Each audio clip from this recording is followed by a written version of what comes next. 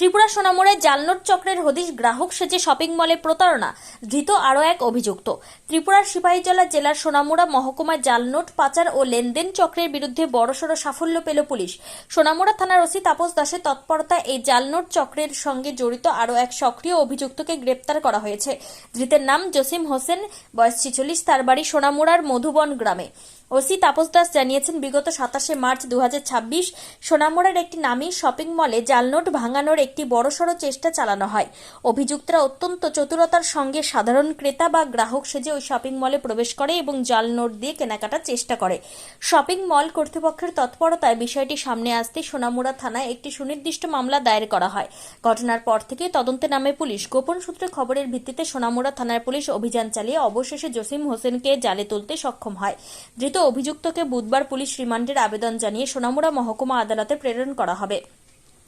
OC Tapas Das আরও জানান, এই জালনোট কারবারের চক্র কতদূর বিস্তৃত এবং এই চক্রের পেছনে মূল মাথা কে তা জানার চেষ্টা চলছে। ধৃত জসিম হোসেনকে হেফাজতে নিয়ে জিজ্ঞাসাবাদের মাধ্যমে এই চক্রের সঙ্গে জড়িত বাকি সদস্যদের নাম ও গোপন ডেরা খুঁজে বের করাই এখন পুলিশের মূল লক্ষ্য। ভারত বাংলাদেশ আন্তর্জাতিক সীমান্ত লাগোয়া সোনামুড়া অঞ্চলে এই ধরনের জাল নোটের কারবার রুখতে পুলিশি নজরদারি আরও জোরদার করা হয়েছে বলে থানা সূত্রে খবর।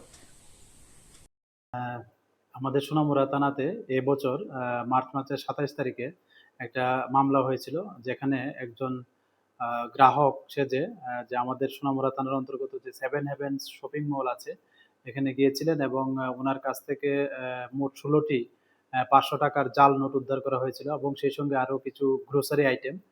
তো এ নিয়ে আমাদের সোনামুড়া থানাতে একটা মামলা হয়েছিল এবং এই মামলা সূত্র ধরে আমরা অলরেডি 3 জনকে গ্রেপ্তার করা হয়েছে। তো আজকেও এই মামলা সূত্র ধরে আরেকজনকে গ্রেপ্তার করা হয়েছে। ওনার নাম জসিম হোসেন, বাবার নাম মৃত আব্দুল রহমান, ওনার বাড়ি মধুবন, আমাদের সোনামুড়া থানার অন্তর্গত। তো আমরা আগামীকালকে ওনাকে মহামান্য আদালতে প্রেরণ করব উপযুক্ত পুলিশ রিমান্ড চেয়ে। আমাদের যে পুলিশের যে বিশেষ টিম ওনাকে এখনো জিজ্ঞাসাবাদ চালিয়ে যাচ্ছে। তো এখনো পর্যন্ত ওনার জিজ্ঞাসাবাদে আমরা কিছু তথ্য পেয়েছি।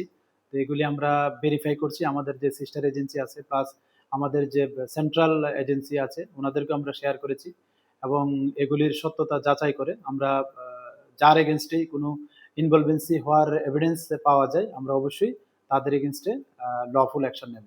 Thank you.